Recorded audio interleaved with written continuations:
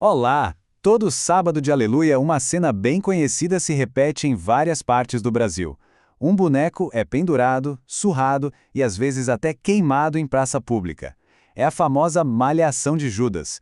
Mas de onde vem esse costume? O que ele significa de verdade? Pois bem, hoje a gente vai mergulhar na origem e nos significados dessa tradição que é tão brasileira. E a nossa viagem no tempo começa aqui, no Rio de Janeiro, lá de 1823, pelos olhos do artista Jean-Baptiste Debré. Essa aquarela é um registro simplesmente incrível. Ela mostra pra gente que a queima do Judas não é de hoje, nem de ontem. Já era uma baita festa popular, sabe? Já fazia parte da vida da cidade há pelo menos 200 anos. Um costume que literalmente atravessou o oceano com os colonizadores. E aqui a gente chega na pergunta central, né? Por quê? Por que essa necessidade de punir um boneco? O que leva comunidades inteiras a encenar, ano após ano, essa vingança contra o traidor da Bíblia? A resposta, como a gente vai ver, é muito mais complexa e profunda do que parece. Certo? Então, para a gente entender o porquê, primeiro a gente precisa entender o quê. A Malhação de Judas não é só um ato aleatório de queimar um boneco de palha, de jeito nenhum. Existe todo um ritual por trás, com regras, com um momento certo para acontecer e um simbolismo muito poderoso. Vamos dar uma olhada em como a coisa toda funciona. A estrutura é quase sempre a mesma.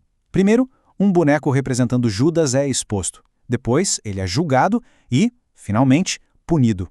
Uma das partes mais divertidas é a leitura do tal testamento, que geralmente é cheio de sátiras e críticas a figuras importantes ali da cidade. E um ponto fundamental, embora aconteça na Páscoa, essa é uma tradição popular, viu? Não faz parte da liturgia oficial da Igreja Católica.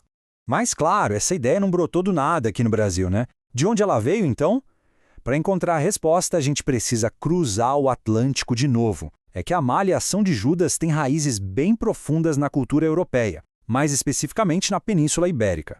O caminho que essa tradição fez é fascinante. Ela nasce lá em Portugal e na Espanha, onde era extremamente popular. Com a colonização, ela embarca nas caravelas e se espalha pela América Latina. E no Brasil, ela se enraiza de um jeito tão forte que já no século XIX era parte do dia a dia, sendo registrada por artistas como Debré e até por dramaturgos como Martins Pena. Mas e se a história for ainda mais antiga? O grande folclorista brasileiro Luiz da Câmara Cascudo tinha uma teoria bem intrigante sobre isso. Para ele, essa coisa de queimar um boneco na primavera, isso tem raízes pré-cristãs.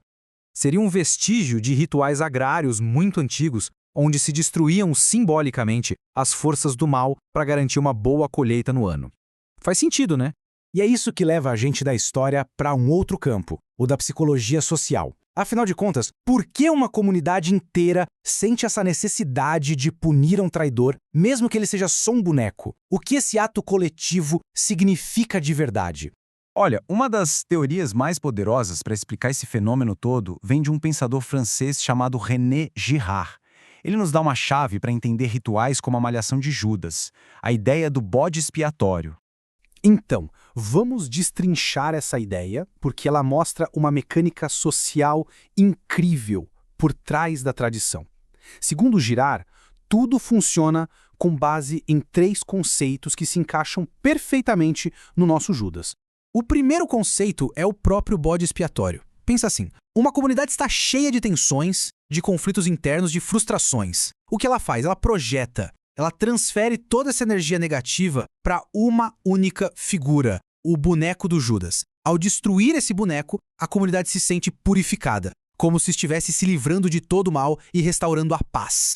O segundo ponto é a mímesis, ou, para simplificar, a imitação. A violência contra o boneco é contagiante. Uma pessoa começa, a outra imita e logo todo mundo está participando. E ao se unirem contra esse inimigo em comum, algo curioso acontece. Os laços sociais da comunidade ficam mais fortes. É um paradoxo, né? Uma violência que, no fundo, serve para unir as pessoas. E, por fim, tudo isso leva à função catártica. O ritual funciona como uma grande válvula de escape. É um descarrego moral coletivo, uma forma de limpar simbolicamente as tensões acumuladas durante o ano e restaurar uma sensação de ordem e de paz. E aqui está o pulo do gato da teoria do Girard, a enorme diferença entre a violência ritual e a violência real. A Malhação de Judas é um teatro, É uma violência simbólica, controlada, lúdica. E ao fazer isso, ela cumpre uma função social importantíssima. Ela canaliza a agressividade para um objeto, evitando que essa mesma violência exploda contra uma pessoa de verdade, num linchamento real. Beleza. Agora que a gente entendeu a mecânica por trás, vamos voltar para os dias de hoje. Porque o Judas de Palha, coitado, ele evoluiu. Ele não representa mais só o traidor da Bíblia, não. Ele ganhou novos rostos. E essa pergunta aqui, ela resume tudo.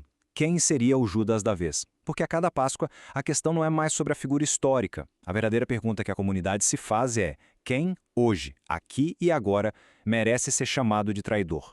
E quem pode ser esse Judas moderno? A lista é grande.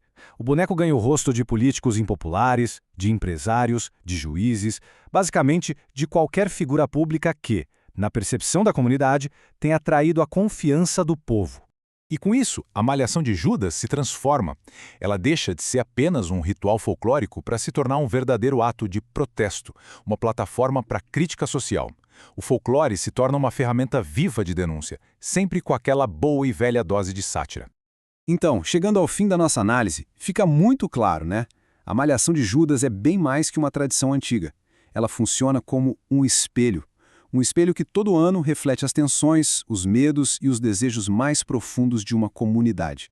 No fim das contas, o que a gente tem é um grande teatro social, uma encenação que funciona como um descarrego moral coletivo. É um espelho que às vezes é cômico, às vezes é trágico, mas que sempre revela quem são os vilões da vez e a nossa eterna necessidade de justiça, nem que seja uma justiça simbólica. E a gente termina com essa provocação. Se a tradição é mesmo um espelho, o que o Judas da vez está refletindo sobre o Brasil de hoje? A resposta muda todo ano, em cada praça do país, e talvez seja uma das crônicas mais honestas e diretas sobre quem nós somos.